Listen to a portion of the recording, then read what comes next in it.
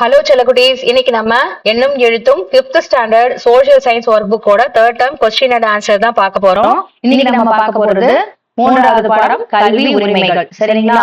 Okay, இப்ப இதுல கல்வி உரிமைகள் என்ன கொடுத்திருக்காங்க, என்ன ஆன்சர்ஸ் எல்லாம் கொடுத்திருக்காங்க அப்படிங்கறத நம்ம பார்க்கலாம்.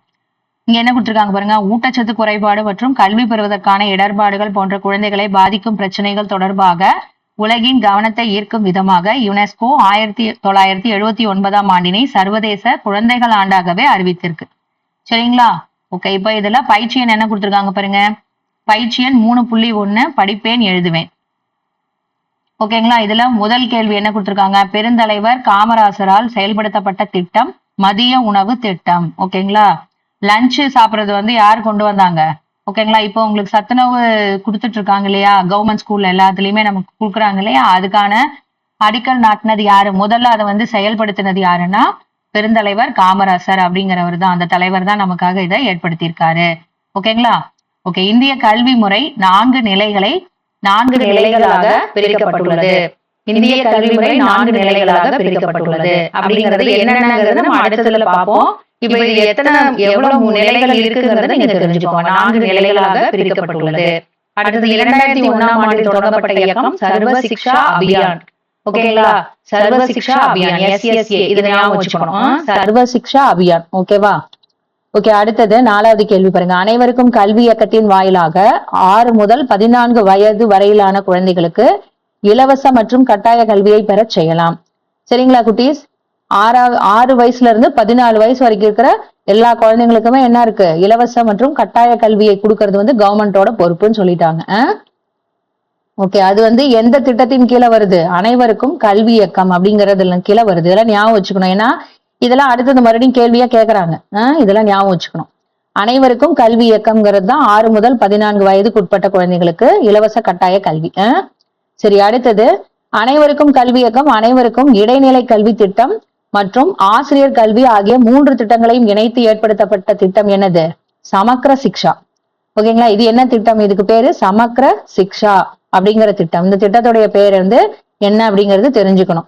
என்னது, அனைவருக்கும் கல்வி இயக்கம், அனைவருக்கும் இடைநிலை கல்வி திட்டம், அடுத்தது ஆசிரியர் கல்வி. இது 3மே எதுல வந்துரும், சமக்ர சிக்ஷாங்கிறது கீழே வந்துரும். அனைவருக்கும் கல்வி இயக்கம், அனைவருக்கும் இடைநிலை கல்வி திட்டம், இது எல்லாமே 3மே சேர்ந்தது எதுல வந்துரும், சமக்ர சிக்ஷால வந்துரும். மேல பார்த்தோம்ல, அதுல என்ன வந்திருக்கு பாருங்க. 2001 ஆண்டில் தொடங்கப்பட்ட இயக்கம் என்னது, சர்வ சிக்ஷா அபியான். ஓகேங்களா? இது எந்த ஆண்டு தொடங்கப்பட்டிருக்காங்க, 2001 ஆண்டில். ஞாபகம் வச்சுக்கணும். ஏன்னா அடுத்தது பாருங்க, இதை பத்திய கேள்வியை கொடுக்குறாங்க. 2001 ஆண்டில் தொடங்கப்பட்ட இயக்கம் சர்வ சிக்ஷா அபியான். ஓகேங்களா குட்டீஸ்? சரி, இப்ப நம்ம அடுத்தது பார்க்கலாம். நீங்க இது என்ன பண்ணுங்கன்னா பொறுமையா பார்த்து ஒவ்வொரு வார்த்தையும் படிச்சு எழுதணும். என்ன, சரிங்களா குட்டீஸ்? ஓகே, இப்ப நம்ம அடுத்தது பார்க்கலாம். அடுத்தது பயிற்சி எண் 3.2 படங்கள் மற்றும் குறிப்புகளை பயன்படுத்தி அட்டவணையை பூர்த்தி செய்ய சொல்லியிருக்காங்க. இப்ப நம்ம மேல பார்த்தோம் இல்லைங்களா, 4 நிலைகளாக பிரிக்கப்பட்டுள்ளதுன்னு, அதுலதான் இது கொடுத்திருக்காங்க பாருங்க. 4 நிலைகள்ல என்னென்ன நிலை அப்படிங்கறது இங்க கொடுத்திருக்காங்க பாருங்க. 1 முதல் 5 வகுப்புகள், 1 முதல் 8 வகுப்புகள், 6 முதல் 10 வகுப்புகள், 6 முதல் 12 வகுப்புகள், தொடக்க நிலை, நடுநிலை, உயர்நிலை, மேல்நிலை. சரிங்களா? ஓகே, இப்ப நம்ம இதை பார்க்கலாமா? பாருங்க, மேல்நிலை பள்ளினா என்ன சொல்லியிருக்காங்க பாருங்க. 11ஆம் வகுப்பு 12ஆம் வகுப்பும் இருக்கும். ஓகேங்களா? 11ஆம் வகுப்பும் 12ஆம் வகுப்பு வரைக்கும் இருக்கிறது, 1ஆவதுல இருந்து 12ஆம் வகுப்பு வரைக்கும் இருக்கிறது மேல்நிலை பள்ளி. சரிங்களா? அடுத்தது நடுநிலை பள்ளினா என்னது, 1ஆம் வகுப்பு முதல் 8ஆம் வகுப்பு வரைக்கும் இருக்கிறது தான் என்னது, நடுநிலை பள்ளி. இங்க கொடுத்துருக்காங்க பாருங்க, கடலாடி ஊராட்சி ஒன்றிய நடுநிலை பள்ளி, குருவிக்காத்தி. சரிங்களா? இதெல்லாம் தெரிஞ்சுக்கணும். நீங்க நடுநிலை பள்ளினா என்ன அப்படிங்கறது தெரிஞ்சுக்கணும். நீங்க படிக்கிறது எந்த மாதிரியான பள்ளிங்கிறத கமெண்ட்ல கொடுங்க. நீங்க தொடக்கநிலை பள்ளியில படிக்கிறீங்களா, உயர்நிலை பள்ளியில படிக்கிறீங்களா அப்படிங்கறத சொல்லுங்க. சரி, இப்ப நீங்க தொடக்கநிலை பள்ளினா என்னது, 1 முதல் 5 வகுப்புகள், 1ஆவதுல இருந்து 5ஆவது வரைக்கும் இருக்கிறது என்னது, தொடக்கநிலை பள்ளி. ஓகேங்களா? அடுத்தது உயர்நிலை பள்ளினா என்னது, 6 முதல் 10ஆம் வகுப்பு வரைக்கும் இருக்கிறது என்னது, உயர்நிலை பள்ளி. 6ஆம் வகுப்புல இருந்து 10ஆம் வகுப்பு வரைக்கும் இருக்கிறது உயர்நிலை பள்ளி. மேல்நிலை பள்ளினாதான் என்னது, 1ஆம் வகுப்பு முதல் 12ஆம் வகுப்பு வரைக்கும் இருக்கிறது. 1 முதல் 12ஆம் வகுப்பு வரைக்கும் இருக்கிறது தான் என்னது, 12ஆம் வகுப்பு வரைக்கும் இருக்கிறது தான் என்னது, மேல்நிலை பள்ளி. சரிங்களா? முதல் வகுப்புல இருந்து 12ஆம் வகுப்பு வரைக்கும் இருக்கணும். ஓகே, அடுத்தது இது நாளே நல்லா தெரிஞ்சு வச்சுக்கோங்க. ஓகேவா? இப்ப இதை பார்த்து பொறுமையா எழுதுங்க. அடுத்தது 3.3 பயிற்சி எண் படங்களுக்கு பொருத்தமான செயல்பாடுகளை கண்டுபிடித்து எழுத சொல்லியிருக்காங்க. ஓகே, இது இந்த படங்களுக்கு சரியான பொருத்தமான செயல்பாடுகளுக்கு என்ன வார்த்தைகள் வரும் அப்படிங்கறது இங்க எழுத சொல்லியிருக்காங்க. இங்க கொடுத்துட்டாங்க பாத்தீங்களா, செயல்பாடுகள். மின்னணு கருவிகள் பயன்பாட்டுடன் கூடிய கற்பித்தல் செயல்பாடு, மதிய உணவு திட்டம், இலவச மற்றும் கட்டாய கல்வியை பெற செய்தல், பெண் கல்வியில் கவனம் செலுத்துதல். ஓகேங்களா, இப்ப இது என்னது, எல்லாரும் குழந்தைங்களும் உட்காந்து சாப்பிடுறாங்க, இது வந்து சத்துணவு திட்டம் இல்லையா, அதனால என்னது இது மதிய உணவு திட்டம். ஓகேங்களா, அடுத்தது இந்த அக்காங்கெல்லாம் வந்து பட்டம் வாங்கி நின்றுட்டு இருக்காங்க இல்லையா, அதனால இது வந்து பெண் கல்வியில் கவனம் செலுத்துதல். சரிங்களா குட்டீஸ், அடுத்தது பாருங்க, அண்ணாங்க அக்காங்க எல்லாம் என்ன பண்றாங்க, மின்னணு கருவிகள் பயன்பாட்டுடன் கூடிய கற்பித்தல் செயல்பாடு. மின்னணு கருவிகள்னா என்னது, கம்ப்யூட்டர் லேப்ல உட்காந்து என்ன பண்றாங்க, அண்ணாங்க அக்காங்க எல்லாம் உட்காந்து படிச்சுட்டு இருக்காங்க. அப்ப அது என்னது, மின்னணு கருவிகள் பயன்பாட்டுடன் கூடிய கற்பித்தல் செயல்பாடு. ஓகேங்களா, ஓகே. அடுத்தது இலவச கல்வி மற்றும் கட்டாய கல்வியை பெற செய்தல். இது ரெண்டு தம்பியும் அக்காவும் ஒரு பாப்பாவும் என்ன பண்றாங்க, இந்த தம்பி இந்த பாப்பாவும் ஸ்கூல் பேக் ஸ்லேட் எல்லாம் எடுத்துட்டு ஸ்கூலுக்கு ஓடி வர்றாங்க. ஓகேங்களா, அதனால இது வந்து இலவச மற்றும் கட்டாய கல்வியை பெற செய்யறது. ஓகேங்களா, இது மாதிரி கரெக்டா என்ன பண்ணுங்க, இது பொருத்தமானதை பார்த்து நம்ம இதுல எழுதணும். நீங்க என்ன செய்யுங்கன்னா, இதை பார்த்து பொறுமையா வீடியோ பாஸ் பண்ணி வச்சுட்டு ஒவ்வொரு வார்த்தையும் தவறில்லாம பிழை இல்லாம கரெக்டா எழுதுங்க. சரிங்களா குட்டீஸ், நம்ம இப்ப அடுத்த பகுதி பார்க்கலாமா? சரி, இப்ப அடுத்ததுல என்ன கொடுத்துருக்காங்க பாருங்க, 3.4 குறிக்கோள்களை உரிய திட்டங்களுடன் இணைக்க. சரிங்களா, ஓகே. இப்ப நம்ம ஏற்கனவே இந்த கோடிட்ட இடங்களை சூஸ் தி கரெக்ட் ஆன்சர்ஸ்ல பார்த்தோம் இல்லையா, சரியான விடையை தேர்ந்தெடுத்து எழுதுல, நான் கூட உங்களுக்கு அண்டர்லைன் பண்ணி காமிச்சேன்ல பாருங்க. அதுக்கான ஆப்ஷன்ஸ் பாருங்க, இங்க கொடுத்துருக்காங்க பாத்தீங்களா, இங்க பாருங்க, ஒருங்கிணைந்த பள்ளி கல்வி திட்டம் SS. ஓகேங்களா, அடுத்தது அனைவருக்கும் கல்வி இயக்கம் சர்வ சிக்ஷா அபியான், இது வந்து சமக்ர சிக்ஷா அப்படின்னு பார்த்தோம்ல, அதுதான் இது. சரி, இப்ப வந்து இது வந்து என்ன சொல்லியிருக்காங்க, ஒருங்கிணைந்த பள்ளி கல்வி திட்டத்துல எது எதெல்லாம் வரும்னு கேட்டிருக்காங்க. இங்க வந்து பாருங்க, ஒருங்கிணைந்த பள்ளி கல்வி திட்டத்துல வந்து நான் இந்த ப்ளூ கலர்ல கொடுத்துருக்கிற கோடுகளை இணைத்துக்கோங்க. சரிங்களா, இந்த ப்ளூ கலர்ல கொடுத்துருக்கிறதுக்கு அதுதான் 2 கலரை வித்தியாசமா கொடுத்துட்டேன் உங்களுக்கு, ஏன்னா அப்பதான் உங்களுக்கு வித்தியாசம் தெரியும். நீங்க வந்து 2 கலர் ஒரே மாதிரி கலர்ல சூஸ் பண்ணிட்டீங்கன்னா எல்லாத்தையும் கன்ஃபியூஸ் பண்ணிடுவீங்க, குழப்பிக்குவீங்க. இப்ப நீங்க என்ன பண்ணுங்கன்னா, இந்த மேல இருக்கிற போர்டுக்கு வந்து எது வரும், இந்த ப்ளூ கலர்ல கோடு கீழே வருது பாத்தீங்களா, இந்த பாப்பா இங்க கீழே புடிச்சிட்டு இருக்கு பாருங்க போர்டு, இந்த தம்பி பிடிச்சிட்டு இருக்காருல, மழலையர் கல்வி முதல் வகுப்பு முதல் 12ஆம் வகுப்பு வரை.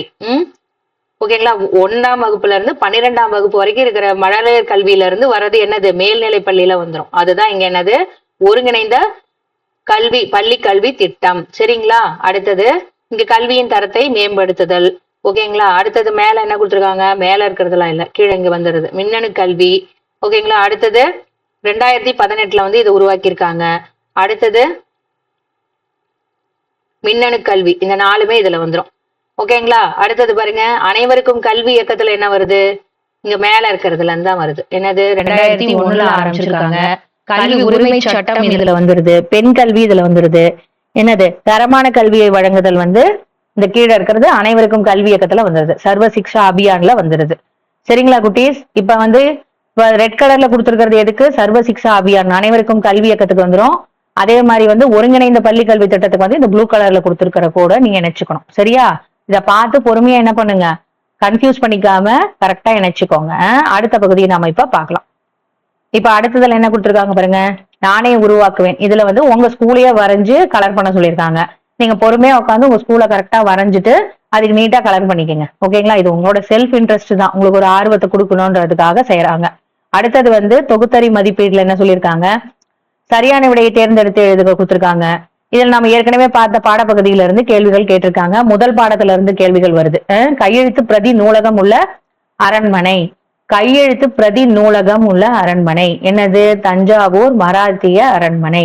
ஓகேங்களா, பிரதி நூலகம் அப்படிங்கறதெல்லாம் ஞாபகம் வச்சுக்கோங்க. நூலகம்னா என்னது, லைப்ரரி. அப்ப கையெழுத்து பிரதி நூலகம் உள்ள அரண்மனை தஞ்சாவூர் மராத்திய அரண்மனை. தஞ்சாவூர் மராத்திய அரண்மனையில லைப்ரரி இருக்குது. சரிங்களா, பிரதி நூலகம் ஒண்ணு இருக்குது. சரிங்களா, ஓகே. அடுத்தது தொல்பொருள் அருங்காட்சியகம், முற்றம் மற்றும் நடன மண்டபம் கொண்ட அரண்மனை என்னது, திருமலை நாயக்கர் அரண்மனை. இதுலதான் என்ன இருக்குன்னு பார்த்தோம், பெரிய பெரிய தூண்கள் இருக்கிறத நம்ம பார்த்தோம்.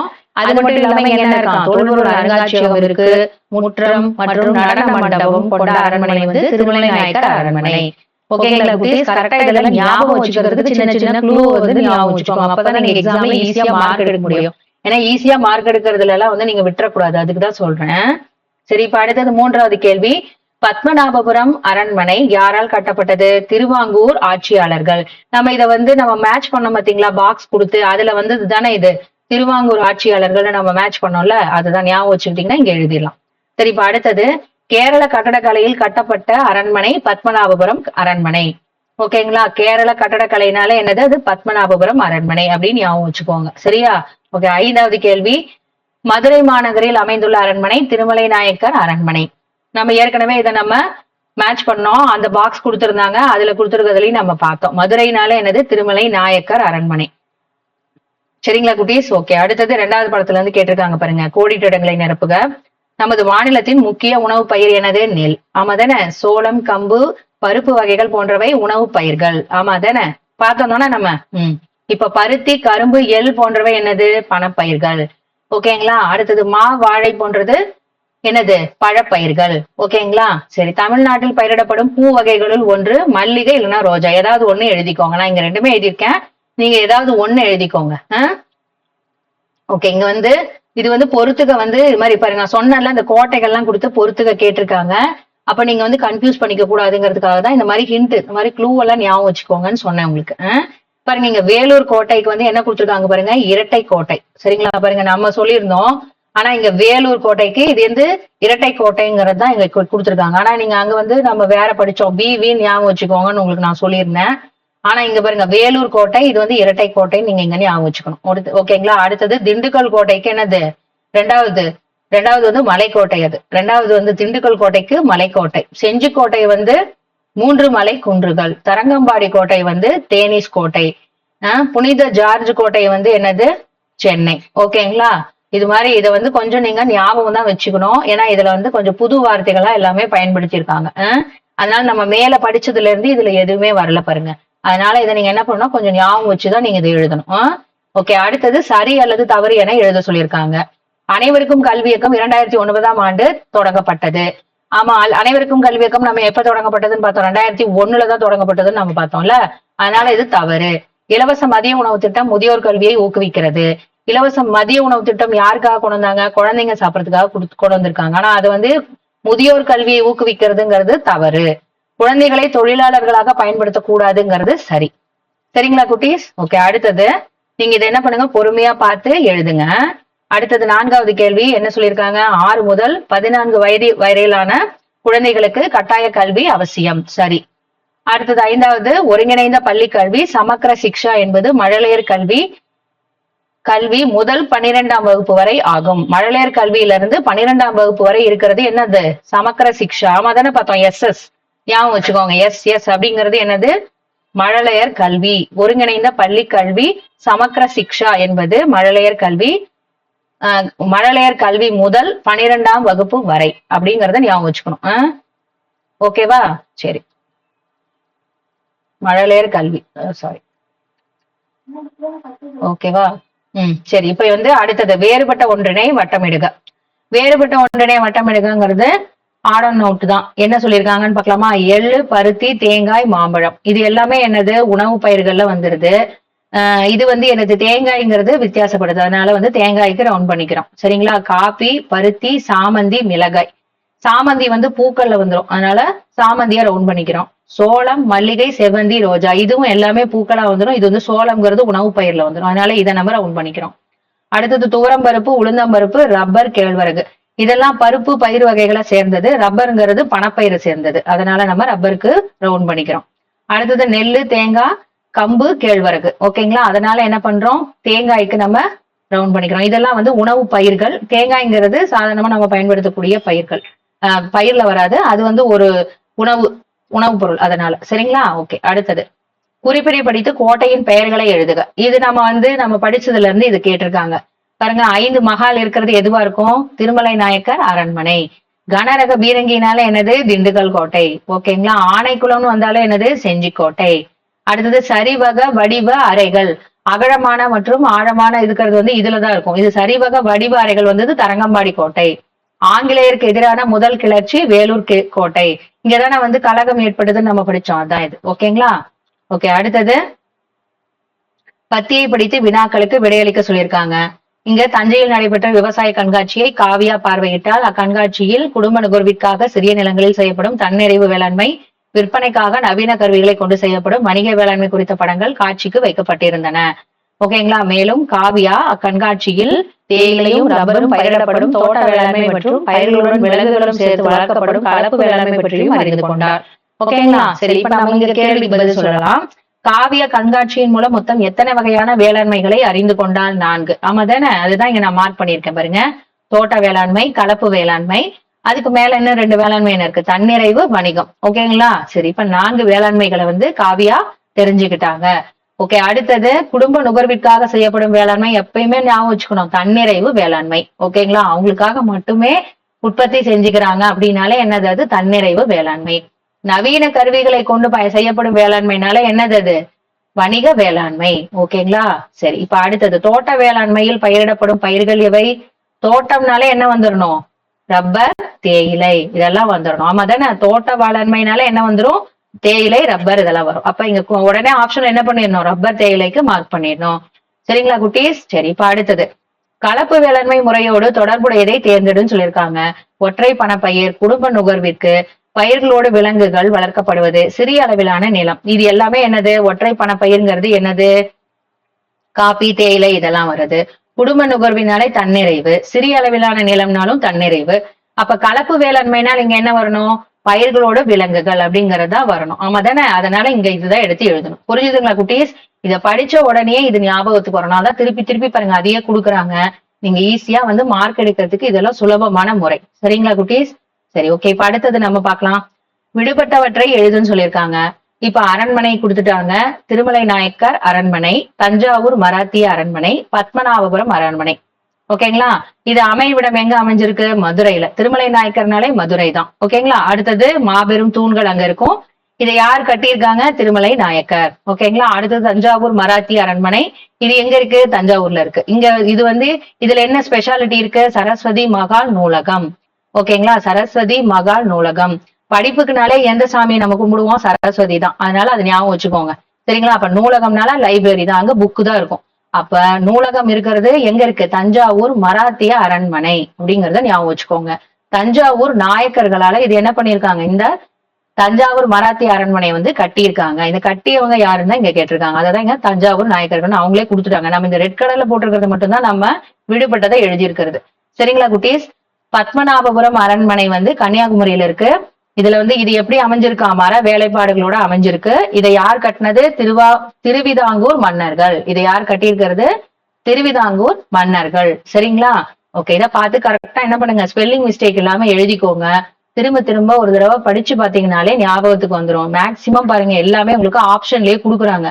கரெக்டா எடுத்து எழுதுனீங்கன்னா போதும். சரிங்களா குட்டீஸ்? குட்டீஸ், இப்ப பாருங்க, அடுத்தது நம்ம பார்க்கலாம். கொடுக்கப்பட்டுள்ள பயிர்களை வகைப்படுத்தி எழுதுக. நம்ம இதை பார்க்கலாம். இப்ப இதுல பாருங்க, பயிர்கள் சாமந்தி, உளுந்து, கரும்பு, நெல், தேயிலை, இதெல்லாம் என்னென்ன வகைகள்னு கேக்குறாங்க. அததான் நம்ம இங்க எழுதணும். சரிங்களா.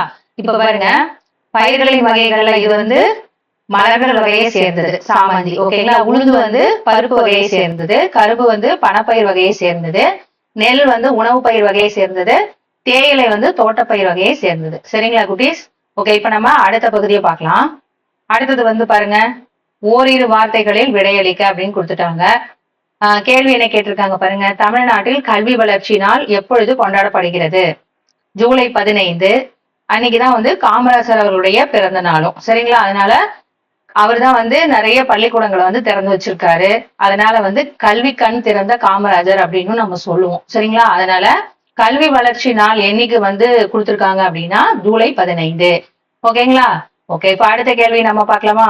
அடுத்த கேள்வி பாருங்க. இலவச மதிய உணவு திட்டத்தை தொடங்கியவர் யார்? பெருந்தலைவர் காமராசர் தான். சரிங்களா. ஓகே, இப்ப அடுத்தது இலவச மற்றும் கட்டாய கல்வியை உறுதி செய்யும் சட்டம் எது? கல்வி உரிமை சட்டம். ஓகேங்களா. கல்வி உரிமை சட்டம். அடுத்தது 4வது கேள்வி. மின்னணு கல்வியில் கவனம் செலுத்தும் திட்டம் எது? ஒருங்கிணைந்த பள்ளி கல்வி திட்டம், சமக்ர சிக்ஷா. சரிங்களா. சமக்ர சிக்ஷா. ஒருங்கிணைந்த பள்ளி கல்வி திட்டம் சமக்ர சிக்ஷா எந்த ஆண்டு தொடங்கப்பட்டது? 2018. ஓகேங்களா. அடுத்தது குறுகிய விடையளிக்க வந்து நம்ம பார்க்கலாம். இதுல வேலூர் கோட்டையின் சிறப்புகள் ஏதேனும் 3 எழுதுக அப்படின்னு சொல்லியிருக்காங்க. வேலூர் கோட்டையினுடைய சிறப்புகள் என்னென்னு பார்க்கலாம். இது ஒரு அகழி கொண்ட கோட்டை. இங்கு புகழ்பெற்ற ஜலகண்டேஸ்வரர் கோவில் உள்ளது. இது 16ஆம் நூற்றாண்டில் கட்டப்பட்டது. ரொம்ப ஈஸியா தான் கொடுத்துருக்காங்க பாருங்க. உங்களுக்கு 3 பாயிண்ட் தான். இதை ஈஸியா நீங்க 1 by 1 எடுத்து எழுதிக்கிட்டீங்கன்னா கூட ஈஸியா எழுதி நீங்க மனப்பாடம் பண்ணிக்கலாம்.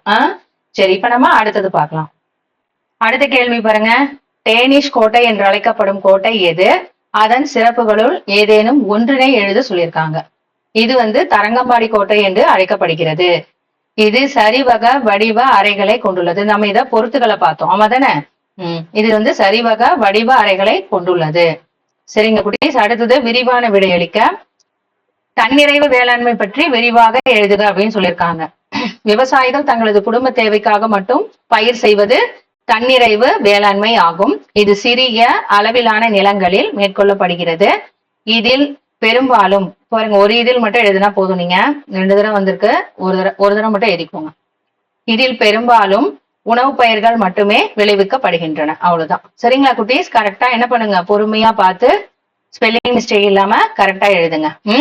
ஓகே, இப்ப நம்ம அடுத்த வீடியோல வேறொரு பாடத்தோட உங்களை நாங்க பார்க்கிறோம். சரிங்களா குட்டீஸ்? ஓகே குட்டீஸ், இன்னைக்கு நாம இந்த வீடியோல பார்த்து நீங்க நிறைய புதுசா கத்துட்டு இருப்பீங்கன்னு நாங்க நம்புறோம். மேலும் இது உங்களுக்கு பிடிச்சிருந்தா இந்த வீடியோவுக்கு ஒரு லைக் போடுங்க. நீங்க இன்னும் நம்ம டெக்ஸ்ட் புக் கைட் சேனலை சப்ஸ்கிரைப் பண்ணலனா உடனே உங்க அப்பா அம்மா கிட்ட சொல்லி சப்ஸ்கிரைப் பண்ண சொல்லுங்க. அப்பதான் நாங்க போடுற அடுத்தடுத்த வீடியோக்கள் உங்களுக்கு உடனே வந்து சேரும். நீங்களும் பார்த்து வரக்கூடிய அனைத்து பாடங்களையும் கத்துக்க முடியும்.